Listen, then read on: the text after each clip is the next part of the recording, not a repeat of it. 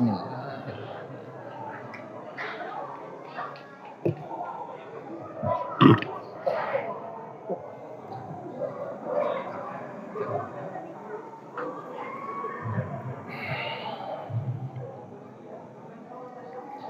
A'udzu billahi minasyaitonir rajim. Bismillahirrahmanirrahim. Assalamualaikum warahmatullahi wabarakatuh.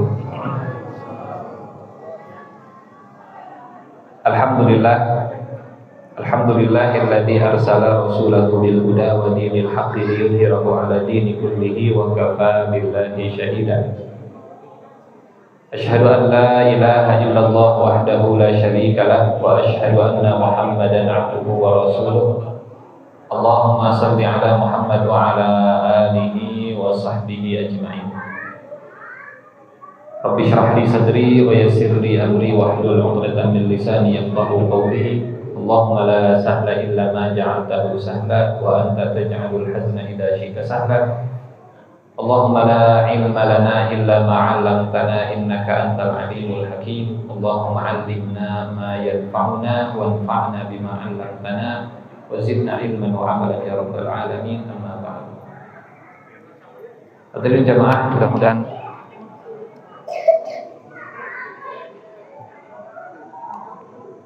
mudah-mudahan Allah menerima salat kita, doa kita, saum kita hari ini masuk ke malam 24. Malam ini kita hadis ke-24, hadis Arba'in Nawawiyah. An Abi Dzar Al-Ghifari radhiyallahu anhu 'anil Nabi sallallahu alaihi wasallam. Ini saya bacakan hadisnya dan memang agak panjang sehingga malam ini kita cukupkan satu hadis saja. Fima yarwihi an Rabbih azza wa jalla annahu qala ya ibadi inni haramtu dzulma ala nafsi wa ja'altuhu bainakum muharraman fala tadhalamu. Ya ibadi kullukum dhallun illa man hadaituhu fastahduni ahdikum. Ya ibadi kullukum ja'i'un illa man at'amtuhu fastat'imuni ut'imkum. Ya ibadi kullukum 'arin illa man kasawtuhu fastaksuni aksukum. Ya ibadi innakum tufribuna bil-laili wan-nahari wa ana aghfiru dhunuba jami'a fastaghfiruni aghfir lakum. Ya ibadi innakum lan tablughu dharri wa fatudurruni wa lan tablughu naf'i fatanfa'uni. Ya ibadi law anna awwalakum wa akhirakum wa insakum wa jinnakum kanu 'ala atqati rajulin wahidin minkum ma zada dhalika fi mulki syai'an. Ya ibadi law anna awwalakum wa akhirakum wa insakum wa jinnakum kanu 'ala atqati rajulin wahidin minkum ma naqasa dhalika min mulki syai'an. Ya ibadi law anna awwalakum wa akhirakum wa insakum wa jinnakum qamu fi sa'idin wahidin fasa'aluni fa'ataitu kulla wahidin mas'alatan ma naqasa dhalika mimma 'indi illa kama yanqusu mikhyatu idza udkhila al-bahr. Ya ibadi innama hiya a'malukum uqsiha lakum thumma uwaffikum iyyaha faman wajada khairan falyahmadillah wa man wajada ghayra dhalika fala yalumanna illa nafsahu. Rawahu Muslim. 10 kali Allah memanggil kita dalam hadis qudsi ini, ya ibadi, ya ibadi, ya ibadi, ya ibadi. Hadis ini adalah hadis qudsi dan hadis qudsi posisinya ada di antara hadis Nabi dan firman Al-Qur'an. Kalau Al-Qur'an lafaz dan maknanya dari Allah Subhanahu wa taala. Kalau hadis Nabi lafaznya dan maknanya dari Allah, lafaznya dari Nabi Muhammad SAW. Kalau hadis qudsi di antara dua-duanya, di tengah-tengah. Jadi yang berfirman adalah Allah, tapi lafaznya adalah lafaz Nabi Muhammad SAW, sehingga kalau Al-Quran membaca berpahalanya itu huruf demi huruf, karena lafaznya langsung dari Allah Subhanahu wa taala. 10 kali Allah memanggil kita. Hadis ini diriwayatkan Abu Dzar Al-Ghifari. Abu Dzar nama aslinya Jundub bin Junadah. Kabilah Ghifar, kabilah yang dikenal sebagai perampok atau peropak. Dan Allah kalau ngasih hidayah, seperti Allah menghidupkan dari yang mati. yukhrijul hayya minal mayyit, dari kampung yang mati hidayahnya, dari kampung yang jauh dari Allah, dari kampung yang dikenal sebagai penjahat, ternyata Allah bisa ngasih hidayah kepada Abu Dzar Al-Ghifari. Maka jangan pernah menutup pintu kesempatan, karena yang punya pintu taubat dan pintu surga hanya Allah Subhanahu wa ta'ala. Dan juga jangan ghurur, jangan merasa soleh kemudian pasti masuk surga, karena iblis pun lebih lama tinggal di surga kemudian terusir dari sana. Baik, Bapak Ibu yang Allah muliakan, Allah memanggil kita pertama dengan mengumumkan bahwa Allah tidak pernah zalim. Ya ibadi, wahai hamba-hambaku. Bapak Ibu, penghambaan yang paling memerdekakan adalah penghambaan kepada Allah Subhanahu wa ta'ala. Sementara penghambaan kepada manusia dan kepada selain Allah itu pasti memenjarakan dan mengikat, mengekang, membuat manusia jadi tertindas, terjajah. Dan ya, kalau dibuka, Allah tidak pernah memaksa kepada hamba. Tidak seperti majikan kalau punya budak pasti akan maksa. Dan cara Allah memperlakukan hamba itu dengan dua pola. Pola yang pertama, pola Ar-Rahmanir Rahim. Pola yang kedua adalah pola Maliki Yaumiddin. Ar-Rahmanir Rahim artinya kebaikan diapresiasi dengan berlipat-lipat, sementara keburukan dibalas sesuai dengan perbuatannya. 1 dibalas 1, 2 dibalas 2. Kalau kebaikan 1 dibalas 10, atau dibalas 700, atau dibalas tidak terhingga. Sehingga hadis ini dibuka dengan kalimat inni haramtu dzulma ala nafsi wa ja'altuhu bainakum muharrama. Aku telah mengharamkan kezaliman kepada diriku. Aku tidak mungkin berbuat zalim, dan aku menjadikan zalim itu haram di antara kalian, maka kalian jangan saling menzalimi. Bahkan orang yang masuk neraka pun mereka akan masuk neraka dengan hati yang menerima, qanaah disiksa. Di surat Al-Mulk, fa'tarafu bidzambihim fasuhqan li ashabis sa'ir. Mereka mengaku dengan dosanya, mereka mengaku dengan perbuatannya, maka mereka menerima bahwa siksa Allah bukan kezaliman Allah. Siksa Allah karena perbuatan hambanya, karena perbuatan mereka. Wa ma kana Allahu liyadhlimahum walakin kanu anfusahum yadhlimun. Saya lupa pernah membuat ilustrasi di sini seperti seekor anjing yang di leher. Sudah ya? Ada seekor anjing yang lehernya diikat. Sudah. Ada seekor anjing lehernya diikat. Kemudian anjing ini berusaha untuk kabur dari majikannya. Lari dari majikannya, lari 5 meter, kemudian nengok ke belakang, majikannya nggak tarik talinya. Ini ceritanya talinya 200 meter panjang gitu ya. Lari lagi 10 meter, nengok ke belakang, majikannya nggak narik talinya. Lari lagi 20 meter, majikannya nggak narik. Akhirnya nggak pernah nengok-nengok lagi ke belakang. Lari makin lama makin kencang. Dan majikannya ya silakan kalau mau lari. Tapi ada waktunya tali ini habis, makin kencang larinya. Kalau talinya sudah habis, makin kecekek lehernya. Jadi kalau kecekek lehernya yang salah bukan majikannya, tapi kenapa anjingnya lari dengan kencang? Padahal kalau balik itu nggak akan dicekek lehernya. Wa ma kana Allahu liyadhlimahum walakin kanu anfusahum yadhlimun. Yang zalim bukan Allah kepada mereka, tapi mereka zalim kepada diri sendiri. Semua penghuni neraka saat mereka disiksa, mereka nggak akan mengatakan saya tidak bersalah, saya dikriminalisasi, saya dijebloskan ke dalam neraka tanpa ada persidangan dan seterusnya. Bahkan saat Allah, ini rasanya cerita yang sering kita ulang-ulang. Allah Maha Tahu, tapi Allah tidak memberikan vonis dengan pengetahuannya. Allah hanya akan memvonis dengan perbuatan hambanya, dengan bukti yang nyata dari perbuatan hambanya. Iblis tidak mau sujud ke Adam. Allah tahu tidak motifnya. Allah tahu motifnya. Tapi Allah tidak mengusir Adam dari surga sebelum Allah bertanya, kenapa tidak mau sujud ke Adam? Bisa bagi Allah begini, Iblis, kamu merasa lebih baik dari Adam kan? Kamu sombong kan? Sudah keluar, tolong ngomong kan itu keluar. Itu tidak dilakukan oleh Allah. Dan Allah tanya dulu, kenapa? Saya merasa lebih baik, nggak boleh begitu di surga. Enggak, saya nggak mau sujud kepada Adam. Ya sudah, ini bukan tempat untuk orang sombong, kamu silahkan keluar. Jadi keluar dengan kebanggaan atas dosanya, tapi diusir dari surga. Sama seperti penghuni neraka, sebelum dimasukkan ditanya dulu, kenapa kami begini dulu? Sudah, berarti kalau begitu silahkan. Inni haramtu zulma ala nafsi, aku mengharamkan kezaliman kepada diriku, wa ja'altuhu bainakum muharrama. Maka Allah membuat mizan timbangan di akhirat yang paling sensitif.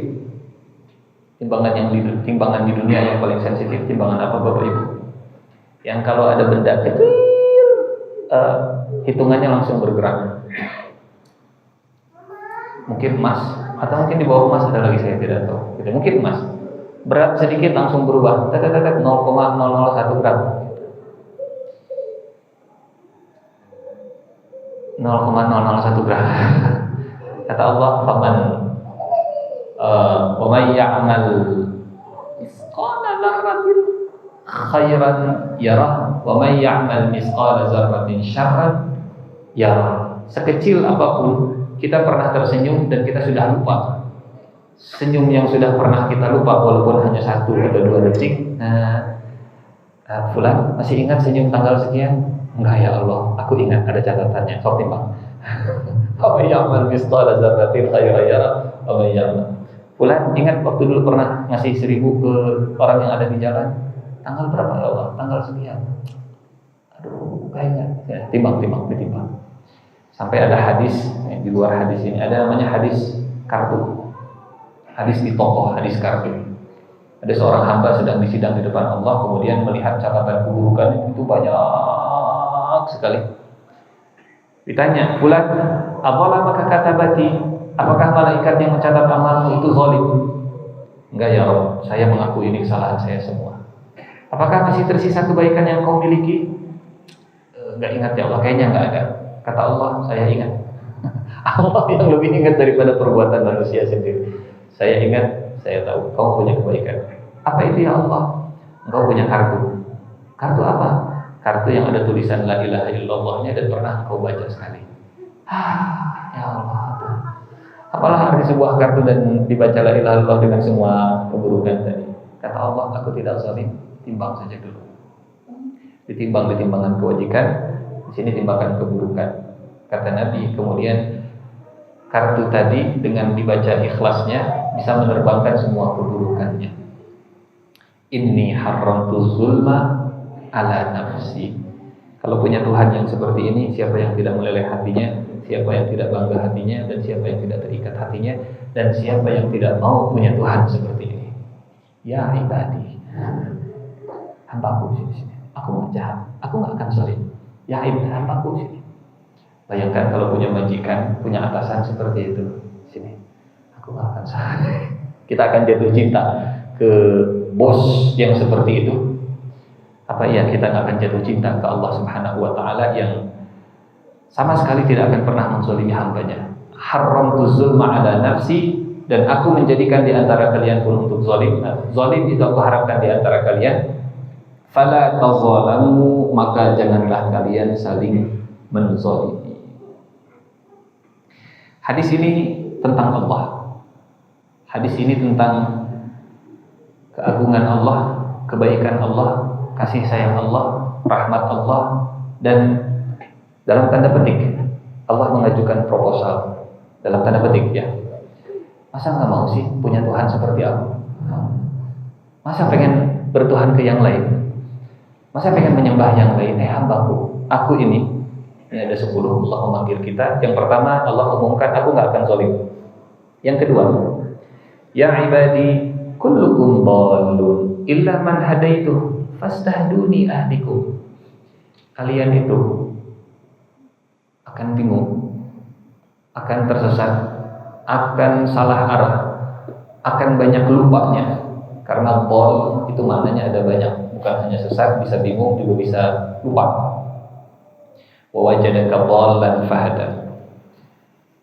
Illa man hadaituhu, kecuali yang aku berikan petunjuk kepadanya, fastahduni ahdikum, maka mintalah petunjuk kepadaku, ahdikum, aku akan kasih petunjuk. Dibuka hadisnya dengan aku tidak akan zalim. Dilanjutkan hadisnya dengan kalau kalian minta aku bakal kasih. Itulah bentuk tidak zalimnya Allah Subhanahu wa taala. Nyuruh untuk minta dan janji akan memberikan. Itu bentuk tidak zalim. Padahal punten, hubungan kita dengan Allah itu hubungan selevel atau hubungan atas dan bawah. Hubungan kita dengan Allah bukan hubungan setara, sejajar. Hubungan kita dengan Allah adalah hubungan Allah punya otoritas penuh kepada kita, dan apapun yang Allah perbuat, hambanya nggak boleh protes, namanya juga hamba. Tapi Allah sering, bentar, ini ilustrasi sederhana. Ada CEO, ada staff punya atasan manajer, manajer punya atasan direktur, direktur punya atasan di atas direktur, komisaris ngobrol dengan stafnya seperti teman. Nah, sudahlah, jangan sungkan-sungkan gitu, kita bestie, kita friend. Attitude-nya seorang staf ini, baik ya komisaris saya, tapi saya tidak boleh calutak. Apa calutak bahasa Indonesianya? Saya jangan lupa diri. Hah? Apa? Jangan sembrono. Dia tetap atasan saya, walaupun dia memperlakukan saya seperti teman. Gitu. Kita tetap menghargai, menghormati. Jangan kemudian, dia memperlakukan sebagai teman. Teman. Kurang lebih seperti itu. Allah adalah Tuhan kita, punya otoritas yang luar biasa, tapi saat memperlakukan kita, ya ibadi, aku nggak akan zalim. Minta kepadaku, aku kasih. Fastahduni ahdikum. Di hadis yang lain sampai kata Nabi, Allah itu malu kalau ada yang angkat tangan, berdoa dan meminta, kemudian tangannya turun, tapi nggak dikasih apa-apa.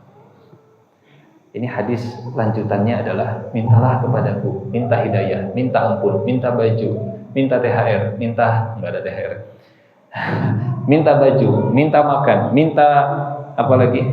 Ya, minta ampun dan seterusnya. Dan kita bisa bagi jadi dua, permintaan dunia, permintaan agama. Permintaan dunianya, minta bajulah kepadaku, minta makanlah kepadaku. Permintaan agamanya, minta petunjuk kepadaku, minta ampun kepadaku. Ya, supaya memudahkan kita bagi-bagi, kita buat klasifikasinya. Kalian semua itu bingung, tersesat, banyak lupanya, kecuali yang saya bimbing, maka mintalah bimbingan kepadaku, maka aku akan membimbing kalian. Betul Bapak Ibu ya. Ini untuk memudahkan sebagai pendekatan, bukan untuk menyamakan diri kita dengan Tuhan. Bapak Ibu sebagai pimpinan, kalau punya bawahan yang setiap saat datang, Pak, boleh minta arahannya untuk hari ini, Pak, boleh minta bimbingannya, Pak, boleh minta petunjuknya. Dengan yang nyanyahoanan sendiri, jalan sendiri, lebih suka dengan bawahan yang mana?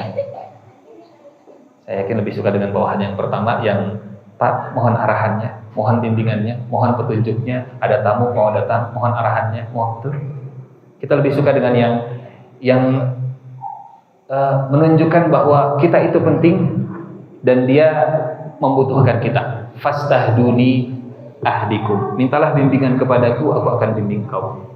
Ya ibadi kullukum ja'i'un. Hambaku, kalian semua itu lapar kecuali yang saya beri makan. Fastat'imuni ut'imkum. Maka mintalah makan kepadaku, aku akan kasih kalian makan. Hadis ini dipraktikkan oleh para sahabat. Kalau garam habis, ya Allah berikan kepadaku garam. Ya Allah beras habis, berikan kepadaku beras. Ya Allah, tanpa meninggalkan bekerja dan berikhtiar. Jadi semacam komunikasi yang terbuka dengan Allah Subhanahu wa taala, tanpa sekat, tanpa batas. Mintalah kepadaku makanan. Apakah hadis ini berlaku untuk mereka yang di kulkasnya punya banyak cadangan pangan, food reserve sampai 7 tahun ke depan? Hadis ini juga berlaku.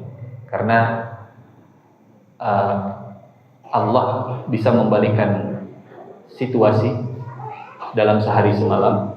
Yang tadinya punya banyak cadangan, dalam sehari semalam bisa hilang cadangannya, besok paginya mereka nggak punya apa-apa. Di surat Al-Qalam ada cerita 3 orang saudara yang mereka punya rencana, jangan sampai kebun kita dimasuki oleh orang miskin saat panen. Kita harus panen duluan besok pagi, tidur cepat, besok pagi berangkat sebelum subuh, kita kumpulkan semua buahnya supaya nggak ada orang miskin yang kebagian. Kisah tentang Ashabul Jannah, kisah tentang pemilik kebun. Maka mereka bangun pagi hari, kemudian bangunkan, bangun, ayo kita berangkat duluan.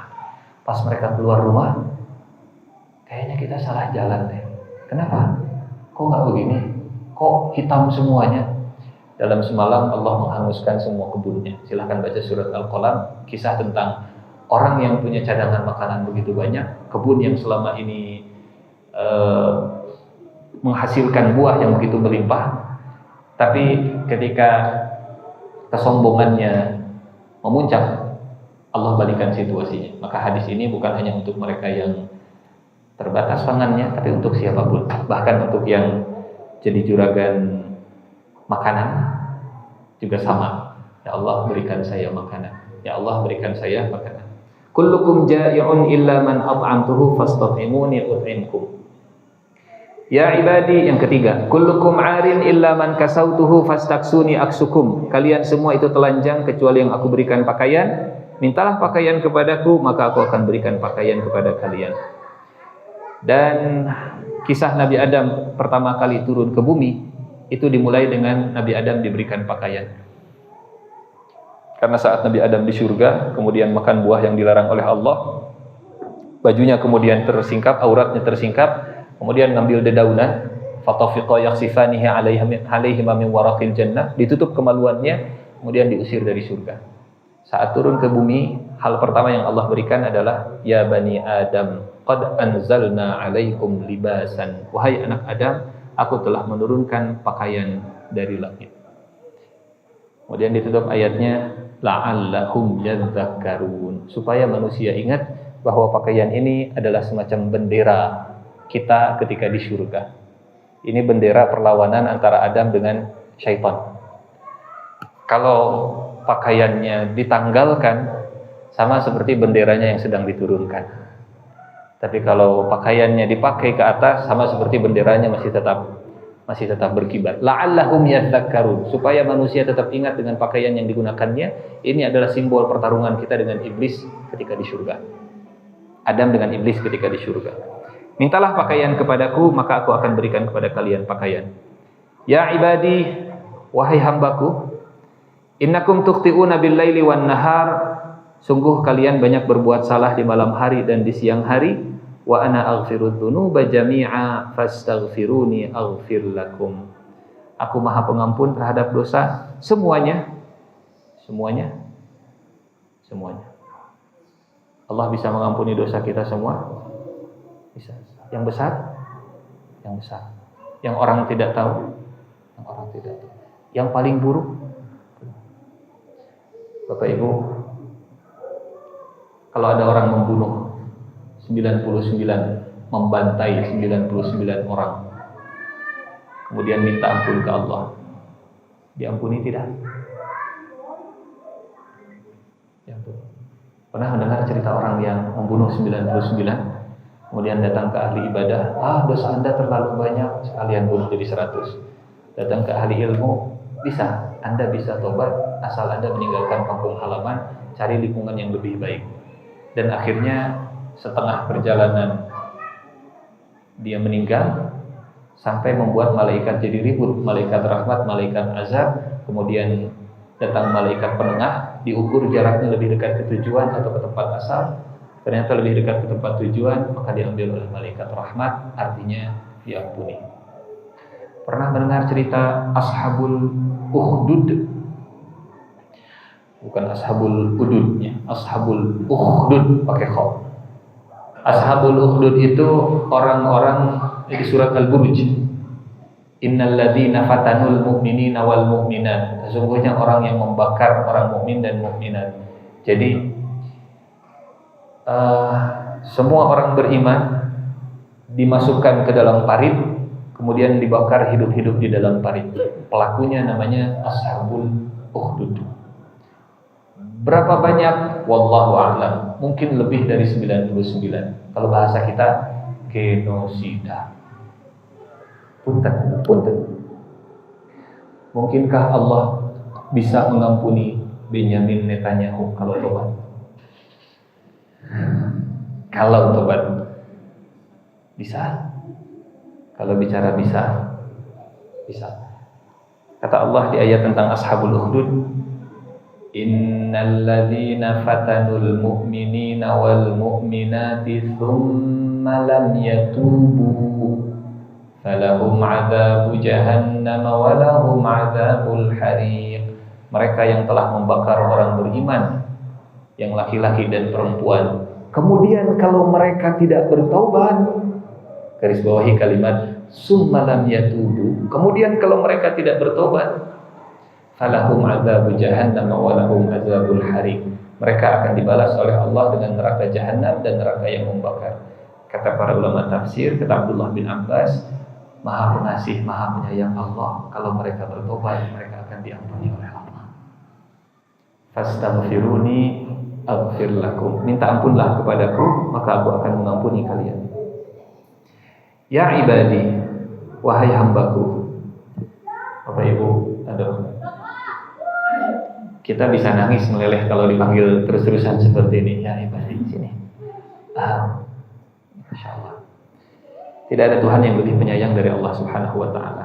Ya ibadi, innakum lan tablughu dharri fatadurruni wa lan tablughu naf'i fatanfa'uni. Kalian tidak bisa membuat saya kalian tidak bisa memudaratkan saya, dan kalian tidak bisa memberi manfaat kepada saya. Maksudnya, sebanyak apapun dosa kalian, Allah enggak rugi. Dan sebanyak apapun istighfar kalian, Allah enggak untung sama sekali. Taat kalian untuk kalian, maksiat kalian untuk kalian, kalian beribadah kemudian Allah tidak bertambah, kalian berbuat dosa, keagungan Allah tidak berkurang. Innakum lan tadurruni innakum lan tablughu durri fatadurruni wa lan tablughu naf'i fatanfa'uni.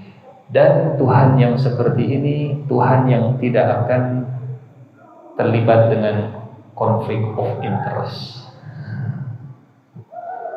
Kadang konflik of interest itulah yang membuat kita jadi ragu. Ini dia punya kepentingan di balik ini.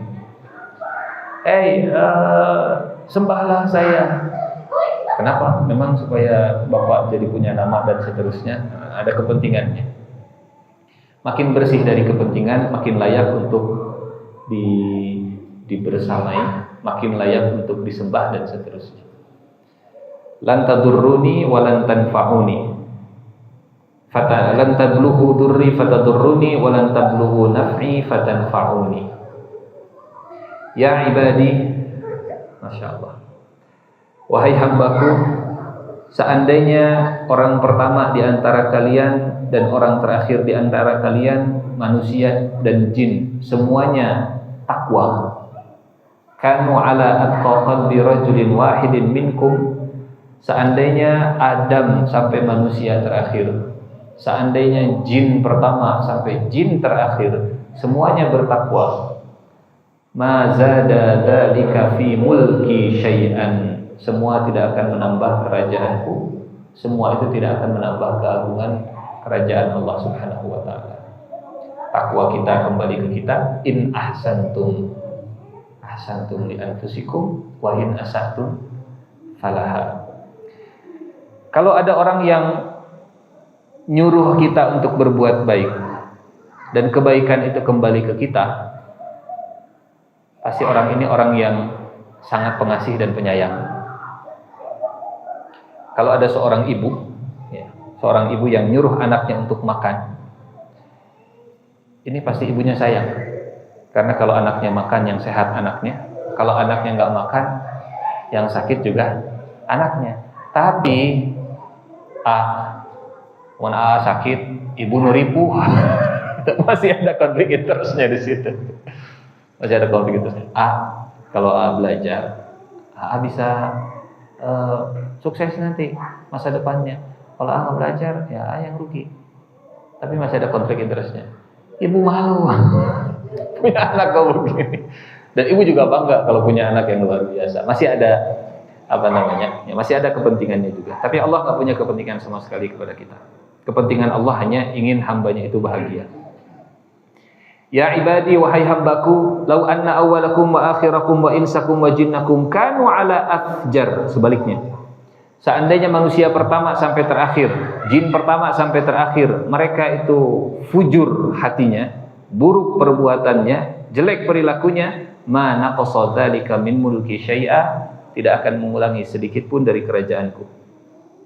Ya ibadi, lau anna awwalakum wa akhirakum wa insakum wa jinnakum qamu fi sa'idin wahid. Wahai hambaku, seandainya manusia pertama sampai terakhir berkumpul di satu tempat, jin pertama dan jin terakhir berkumpul semuanya di satu tempat, dan mereka meminta kepadaku, kemudian aku berikan setiap jin dan manusia itu permintaannya, sama sekali tidak mengurangi apa yang ada padaku, kecuali seperti jarum dimasukkan ke dalam laut kemudian diangkat, maka yang menetes dari jarum itulah yang Allah berikan kepada seluruh jin dan seluruh manusia. Bapak Ibu punten, jin dan manusia tinggalnya di mana? Semuanya di bumi? Semuanya di bumi. Andai Allah menghidupkan semua jin dan manusia dari Nabi Adam sampai manusia terakhir, dari jin pertama sampai jin terakhir, kemudian minta, ya Allah, ya Allah, ya Allah, berikan kepadaku nikmat. Allah kasih semuanya. Ini, Insya Allah, Bapak Ibu ingin tahu seluas apa alam semesta? Ingin tahu seluas apa perbandingan antara bumi dan alam semesta? Bumi dan alam semesta itu perbandingannya setetes air yang keluar, yang jatuh dari jarum, dan laut serta seluruh samudra, itulah perbandingannya.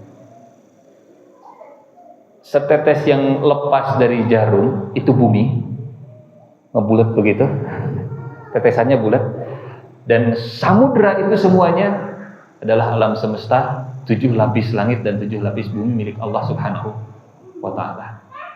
Karena Allah yang membuat perumpamaan ini, Allah lebih tahu, lebih presisi berapa perbandingan antara kalau Allah kasih nikmat semuanya kepada manusia dan jin, nggak akan berkurang. Maka kalau minta ke Allah, jangan pernah membatasi kemampuan Allah dengan pikiran manusia. Dalam hadis yang lain, Allah berfirman dalam hadis qudsi, jangan kalian merasa meminta sesuatu yang besar kepadaku. Kayaknya agak berat, rada hese sih karena diijabahna, ya Allah, ya mah yang bagi Allah gak ada yang berat. Cuman mintanya juga yang ya Allah jadikan saya nabi terakhir, itu nggak ada, gitu. Nggak bisa. Manusia, sekaya-kayanya manusia, kalau diminta Elon Musk, boleh nggak minta 1 triliun dolar? Minta tuh yang logis, itu manusia. Tapi kalau ke Allah, ya Allah berikan kepadaku. Bapak Ibu, Al-Quran mengabadikan kisah seorang nabi yang minta kepada Allah sesuatu yang mind blowing. Nabi siapa? Sulaiman. Apa permintaan ke Allahnya? Berikan kepadaku kerajaan. Ada yang suka minta, ya Allah, saya pengen jadi orang yang berkuasa. Berikan kepadaku kerajaan. Bukan cuma kerajaan biasa. Rabbi habli mulkan la yanbaghi li ahadin min ba'di. Berikan kepadaku kerajaan yang enggak mungkin akan dimiliki oleh orang setelahku lagi. Kerajaan dunia atau kerajaan akhirat? Kerajaan dunia. Karena bagi Allah cuman setetes, sementara sisanya masih banyak. Bagi Allah tidak ada yang banyak. Bagi Allah itu sedikit semuanya. Dan membandingkan kerajaan Sulaiman dengan hari ini, Nabi Sulaiman dahsyat luar biasa. Menguasai dunia, menguasai jin, menguasai hewan, dan seterusnya dan seterusnya. Jadi hadis ini membuat kita jadi lebih, saya punya Tuhan yang sangat bisa diandalkan. Saya punya Tuhan yang membuat saya lebih nyaman. Saya punya Tuhan yang membuat saya tidak akan putus asa. Saya punya Tuhan yang sangat baik. Meleleh kalau kita membaca hadis ini dan merenungkan dengan semua yang yang pernah kita rasakan, yang pernah kita miliki. Terakhir, sebagai penutupnya, bagian yang ke-10, ya ibadi, innama hiya a'malukum uhsiha lakum. Wahai hambaku, ini semua tentang amal-amal kalian dan aku akan menghitungnya untuk kalian, aku akan mengumpulkannya untuk kalian. Kemudian aku akan sempurnakan balasannya kepada kalian. Maka barang siapa yang menemukan kebaikan dalam catatan amalnya, pujilah Allah. Dan siapa yang menemukan selain itu, menemukan dalam catatan amalnya yang tidak baik, maka jangan mencela kecuali dirinya sendiri. Allah tidak zalim. Allah sudah ngasih kesempatan. Kalau minta Allah kasih, kalau minta petunjuk Allah bimbing, kalau berdosa Allah akan ampuni. Kalau butuh Allah kasih, kalau minta sebanyak apapun Allah nggak akan pernah kekurangan. Tapi kalau ternyata masih ada keburukan di catatan keburukannya, jangan nyalahin siapa-siapa lagi, salahin kalian sendiri. Fala yalumanna illa nafsah. Wallahu a'lam bissawab. Hadis riwayat Muslim. Silahkan sebelum kita tutup, barangkali ada yang mau didiskusikan. Enggak. Alhamdulillahirrahmanirrahim. Silakan jemaah, mungkin ada pertanyaan satu atau dua.